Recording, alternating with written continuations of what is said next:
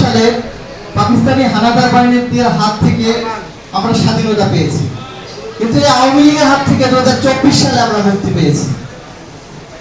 2024 সালে আওয়ামী লীগকে বাংলাদেশ থেকে বিতাড়িত করে শেখ হাসিনাকে ভারতে পাঠিয়ে দিয়ে ছাত্র জনতা এই বাংলাদেশকে একটা মুক্তি দিয়েছে।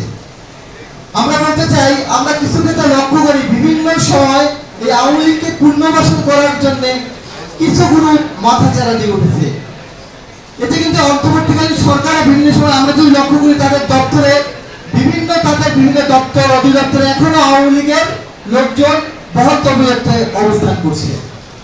আমরা এই জুলাই অভ্যুত্থানের স্পিডকে ধরে রাখার জন্য এইসব আমলাদেরকে অপসারণের জন্য আমরা বারবার অন্তর্বর্তীকালীন সরকারকে বলেছি। আমরা যদি বলি এক গুরুত্বপূর্ণ কৃষি সেক্টর আছে, কৃষি সেক্টরের যে বর্তমান সচিব আছেন ইমদাদুল্লাহ মিয়ান, তিনি মোটিভ ফেডারেশন ট্রেনিং কমিটির সদস্য সচিব ছিলেন। তিনি কৃষি মন্ত্রী একটা গুরুত্বপূর্ণ সেক্টরের এখনো সচিব হিসেবে দায়িত্ব পালন করছেন। শুধুমাত্র কৃষি না, নানান সেক্টরের সচিব, যুগ্ম সচিব বিভিন্ন দায়িত্বে এখনো শেখ হাসিনার আস্থাভাজন আমরা অবস্থান করছে। এই আমরা যদি এখনো অবস্থান করে তাহলে আমরা সংখ্যার ভিতরে থাকি। আমরা জুলাই আগস্টে যারা শহীদ হয়েছে তাদের পরিবারগুলো এখনো মানবতার জীবনযাপন করছে। যারা আহত হয়েছে তারা ঠিক মতো চিকিৎসা পাচ্ছে না।